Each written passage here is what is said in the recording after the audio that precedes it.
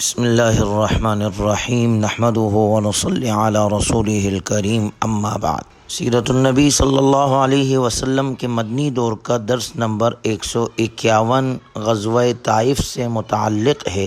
یہ غزوہ در حقیقت غزوہ حنین کا پہلاؤ ہے، چونکہ حوازن کے مختلف قبائل غزوہ حنین میں ذلت آمیز شکست کھانے کے بعد مختلف پہاڑوں اور وادیوں میں جا چھپے تھے اور فرار ہوتے وقت اپنے بیوی بچوں کو بھی مسلمانوں کا مال غنیمت بننے کے لیے چھوڑ گئے تھے۔ یقیناً ایسی رسوائی اور مصیبت حوازن نے اس سے پہلے کبھی نہ دیکھی تھی۔ حوازن کا نوجوان لیڈر مالک بن عوف بھاگ کر طائف کے قلعے میں چھپ گیا تھا۔ ثقیف کے اکثر لوگ بھی اپنے قلعوں میں پناہ گزین ہو گئے تھے اور انہوں نے اپنے مضبوط قلعوں کے اندر کھانے پینے کے اشیاء کو جمع کر لیا تھا اور طویل جنگ کے لیے بھرپور تیاری کر کے بیٹھ گئے۔ رسول اللہ صلی اللہ علیہ وسلم نے انہی مفرور قبائل کو ختم کرنے کے لیے شوال سن 8 ہجری میں ان کا پیچھا کرنے کا فیصلہ فرمایا تاکہ آئندہ کبھی انہیں اسلام کے خلاف جمع ہونے کی جرت نہ ہو اور مسلمانوں کے خلاف سازشیں کرنا بھول جائے۔ چنانچہ جب آپ علیہ الصلوۃ والسلام غزوہ حنین سے فارغ ہوئے تو مال غنیمت کو جعرانہ میں جمع کرنے کا حکم دیا۔ حضرت بدیل بن ورقہ رضی اللہ عنہ کو نگراں مقرر کیا اور خود لشکر اسلام کی قیادت کرتے ہوئے طائف روانہ ہو گئے، جہاں حنین سے بھاگے ہوئے مشرکین نے پناہ لے لی تھی۔ آپ علیہ الصلوۃ والسلام نے حضرت خالد بن ولید رضی اللہ عنہ کی قیادت میں 1000 گھڑ سواروں کا دستہ روانہ کیا اور خود اسلامی لشکر کو لے کر وادی نخلا سے گزرے۔ اس سفر میں آپ علیہ الصلوۃ والسلام نے متعدد گائیڈ بھی مقرر کیے، راستے کے ماہرین کو ہمراہ لیا جو لشکر اسلام کی طائف تک پہنچانے میں رہنمائی کر رہے تھے، اور آپ علیہ الصلوۃ والسلام لشکر اسلام کو لے کر طائف کی طرف روانہ ہو گئے۔ راستے میں آنے والے قبائل کو عبرتناک سبق سکھاتے ہوئے اسلامی لشکر طائف پہنچا تو ثقیف قلعہ بند ہو چکے تھے۔ آپ علیہ الصلوۃ والسلام نے لشکر اسلام کو قلعے کا محاصرہ کرنے کا حکم دیا۔ صحیح مسلم میں حضرت انس رضی اللہ عنہ کی روایت ہے کہ یہ محاصرہ 40 دن تک جاری رہا۔ دوران محاصرہ دونوں طرف سے تیر اندازی اور پتھر بازی کے واقعات بھی پیش آتے رہے، بلکہ ابتدائی طور پر جب مسلمانوں نے قلعے کا محاصرہ کیا تو ثقیف نے مسلمانوں پر سخت تیر اندازی شروع کی۔ ایسا معلوم ہوتا تھا کہ تیر نہیں، ٹڈیوں کا لشکر ان پر ٹوٹ پڑا ہے۔ ان کی اس تیر اندازی سے متعدد مسلمان زخمی ہوئے اور 12 شہید ہوئے۔ رسول اللہ صلی اللہ علیہ وسلم نے جب یہ صورتحال دیکھی تو لشکر کو دوسری طرف منتقل کر دیا۔ اس درمیان دشمن سے لڑائی ہوتی رہی اور دونوں طرف سے خوب تیر اندازی ہوئی۔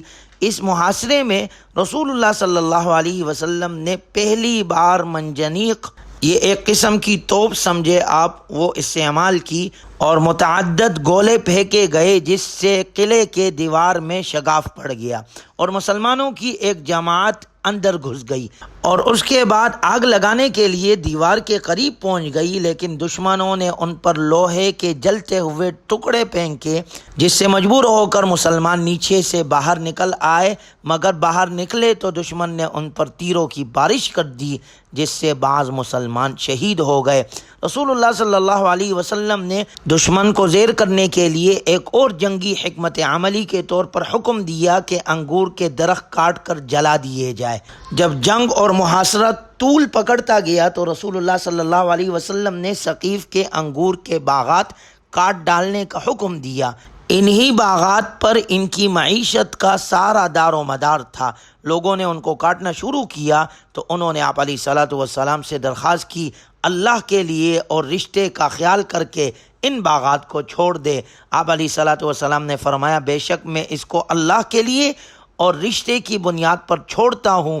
پھر رسول اللہ صلی اللہ علیہ وسلم کے منادی نے یہ اعلان کیا، جو غلام قلعے سے اتر کر ہمارے پاس آ جائے وہ آزاد ہے۔ اس اعلان پر 23 افراد قلعے سے نکل کر مسلمانوں میں شامل ہوئے۔ ان میں سے حضرت ابو بکر رضی اللہ عنہ بھی تھے، جو حدیث کے ایک بڑے راوی اور عالم صحابی ہے۔ آپ علیہ الصلوۃ والسلام نے ان سب غلاموں کو آزاد کر دیا اور ہر ایک کو ایک ایک مسلمان کے حوالے کر دیا اور اس کے کھانے پینے کی ذمہ داری اس پر ڈال دی۔ یہ بات طائف والوں کو بہت گراں گزری۔ محاصرہ طائف کے دوران رسول اللہ صلی اللہ علیہ وسلم نے حضرت ابوبکر رضی اللہ عنہ کو طلب کیا اور فرمایا، اے ابوبکر، میں نے خواب میں دیکھا کہ مجھے مکھن سے بھرا ہوا پیالہ پیش کیا گیا، مرغ نے آ کر اس میں چونچ ماری جس سے وہ گر گیا اور سارا مکھن ضائع کر دیا۔ حضرت ابوبکر رضی اللہ عنہ نے عرض کیا، میرے خیال میں اس خواب کی تعبیر یہ ہے کہ ہم آج فتح یاب نہ ہو سکیں گے، یہ قلعہ ابھی ہمارے ہاتھ نہیں آئے گا۔ آپ علیہ الصلاۃ والسلام نے تصدیق کرتے ہوئے ارشاد فرمایا، وَأَنَا لَا أَرَى ذَلِكَ، میرا بھی یہی خیال ہے کہ ہم ابھی کامیاب نہیں ہو سکیں گے۔ چنانچہ جب طائف کے محاصرے نے طول پکڑا تو مسلمانوں کی مشکلات میں بھی اضافہ ہوتا گیا۔ مسلمان کھلے میدان میں بیٹھے تھے جبکہ دشمن بند قلعے میں محفوظ تھا اور اوپر سے تیر، نیزے اور فولادی انگارے برسا کر مسلمانوں کو شدید زخمی کر رہا تھا۔ مسلمانوں کے پاس کھانے پینے کی اشیاء کم ہو رہی تھی۔ ان حالات میں آپ علیہ الصلاۃ والسلام نے ماہرین جنگ سے مشاورت کی۔ آپ علیہ الصلاۃ والسلام نے حضرت نوفل کو بلایا جو کہ تجربہ کار اور صاحب فہم و فراست تھے۔ آپ نے فرمایا، تمہارا کیا مشورہ ہے، محاصرہ جاری رکھا جائے؟ نوفل نے عرض کیا، اے اللہ کے رسول، لومڑی بل میں گھس گئی ہے، اگر آپ ڈٹے رہے تو یہ قابو ضرور آئے گی، اور اگر آپ اسے چھوڑ دے تو یہ آپ کو کوئی نقصان نہیں پہنچا سکے گی۔ یہ سن کر رسول اللہ صلی اللہ علیہ وسلم نے محاصرہ ختم کرنے کا فیصلہ فرمایا اور حضرت عمر ابن خطاب رضی اللہ عنہ کے ذریعے سے لوگوں میں اعلان کرا دیا کہ ہم انشاءاللہ کل واپس ہوں گے۔ یہ اعلان سن کر صحابہ اکرام رضی اللہ عنہ پر گراں گزرا۔ وہ کہنے لگے کہ ہم طائف فتح کیے بغیر واپس ہوں گے۔ آپ علیہ الصلاۃ والسلام نے فرمایا، اچھا تو کل صبح لڑائی پر چلنا۔ چنانچہ دوسرے دن لوگ لڑائی پر گئے لیکن چھوٹ کھانے کے سوا کچھ حاصل نہ ہوا۔ اس کے بعد آپ علیہ الصلاۃ والسلام نے پھر فرمایا، ہم انشاءاللہ کل واپس ہوں گے۔ اس پر لوگوں میں خوشی کی لہر دوڑ گئی۔ اب اتنے زخم کھانے کے بعد جب روانگی کی خبر پر وہ خوش ہو رہے تھے تو رحمت للعالمین صلی اللہ علیہ وسلم بھی انہیں دیکھ کر مسکرائے بغیر نہ رہ سکے۔ حالانکہ جب پہلے اللہ کے رسول صلی اللہ علیہ وسلم نے واپسی کا اعلان کرایا تھا تو انہوں نے بڑی ہی بے دلی سے کہا تھا، کیا طائف کو فتح کیے بغیر ہی واپس جائیں گے؟ اور اب کی بار جب اعلان کیا گیا تو سب خوشی خوشی واپسی کی تیاری کرنے لگے۔ رسول اللہ صلی اللہ علیہ وسلم نے حکم دیا کہ کہو، لا الہ الا اللہ وحدہ صدق وعدہ ونصر عبدہ وہزم الاحزاب وحدہ۔ اللہ اکیلے کے سوا کوئی معبود برحق نہیں، اس نے اپنا وعدہ سچ کر دکھایا، اپنے بندے کی مدد کی اور اس نے اکیلے ہی تمام لشکر کو شکست دی۔ جب مجاہدین سواریوں پر بیٹھ گئے تو حکم دیا کہ اب کہو، آئبونا تائبونا عابدونا لربنا حامدون، ہم پلٹنے والے ہیں انشاءاللہ، توبہ کرنے والے، عبادت گزار ہے اور اپنے رب کی حمد کرتے ہیں۔ اس طرح اسلامی لشکر اللہ کی حمد و ثنا کرتا ہوا واپس روانہ ہوا تو آپ سے عرض کی گئی، اے اللہ کے رسول، اہل طائف کو بد دعا دیجیے، انہوں نے مسلمانوں کو بڑی تکلیف دی ہے۔ مگر سراپا رحمت للعالمین کے زبان اطہر سے اہل طائف کی رشد و ہدایت کی دعا نکلی۔ آپ علیہ الصلاۃ والسلام نے بارگاہ الہی میں عرض کیا، اللہم اہدی ثقیفہ وأتی بہم مسلمین، اے اللہ ثقیف کو ہدایت دے اور اسے اسلام کی حالت میں میرے پاس لیا۔ آپ علیہ الصلاۃ والسلام کی یہ دعا ان کے حق میں قبول ہوئی اور سن 9 ہجری میں ثقیف والے مسلمان ہو کر مدینہ منورہ حاضر ہو گئے۔ غزوہ طائف میں مشرکین کا معسکر بلند و بالا قلعہ تھا، اس لیے ان کا جانی اور مالی نقصان نہیں ہوا۔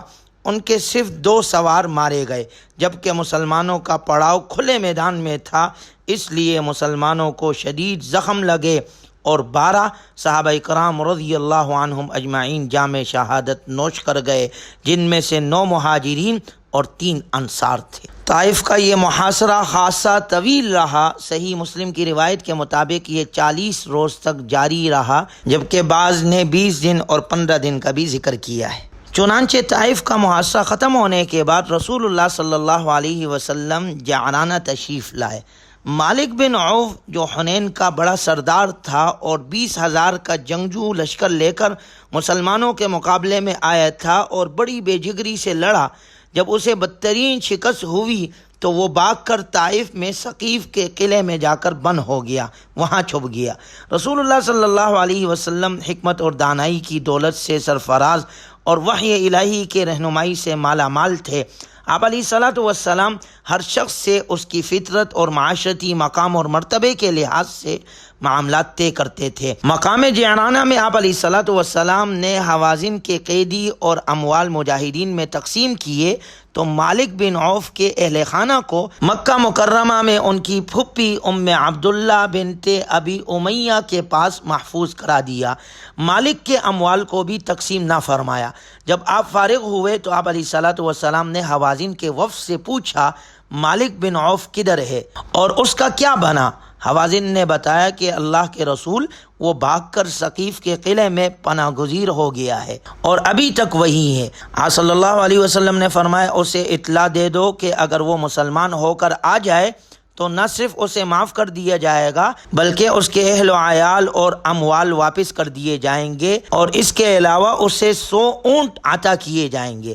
مالک بن عوف کو رسول اللہ صلی اللہ علیہ وسلم کی اس فیاضی اور رحم دلی کا علم ہوا تو وہ فوراً آپ علیہ الصلاۃ والسلام کی خدمت میں حاضر ہونے کے لیے تیار ہو گیا، مگر اسے ڈر تھا کہ ثقیف کو رسول اللہ صلی اللہ علیہ وسلم کی اس پیشکش کا علم ہو گیا تو وہ مالک بن عوف کو آسانی سے جانے نہیں دیں گے، لہٰذا اس نے اپنے ایک وفادار کی ذمہ داری لگائی کہ وہ مالک کی اونٹنی کو فلاں مقام پر تیار رکھے۔ پھر اپنے ایک رازدار کو حکم دیا کہ رات کے اندھیرے میں اس کا گھوڑا تیار کر کے لے آئے۔ اس پروگرام کے مطابق مالک بن عوف رات کے وقت چپکے سے ثقیف کے قلعے سے نکلا اور اپنے گھوڑے پر سوار ہو کر بھاگ نکلا۔ راتوں رات وہ وہاں پہنچ کر اونٹنی پر سوار ہو کر تیز رفتاری سے رسول اللہ صلی اللہ علیہ وسلم کی خدمت میں حاضری کے لیے سفر طے کرنے لگا۔ اللہ کے رسول صلی اللہ علیہ وسلم کی خدمت میں یہ حاضر ہوا، اپنے اسلام کا اعلان کیا۔ اللہ کے رسول صلی اللہ علیہ وسلم نے حسب وعدہ اس کے بیوی بچے اور مال واپس لوٹا دیا، 100 اونٹ خصوصی عنایت فرمائے۔ پھر رسول اللہ صلی اللہ علیہ وسلم کی خدمت میں رہ کر اپنے ایمان و یقین کو قرآن و سنت کی سنہری تعلیمات سے یہ روشن کرتا رہا، چنانچہ گویا اس طرح یہ مالک بن عوف رضی اللہ تعالی عنہ مشرف با اسلام ہوئے۔ اس کے بعد جعرانہ کے مقام پر آپ علیہ الصلاۃ والسلام نے جو مال غنیمت تقسیم کیا اس کے بارے میں انشاءاللہ اگلے درس میں ذکر کیا جائے گا۔ اللہ ہمیں اپنے دین حق کے لیے قبول فرمائے اور اہل حق کا ساتھ دینے کی توفیق عطا فرمائے۔ وآخر دعوانا الحمدللہ رب العالمین۔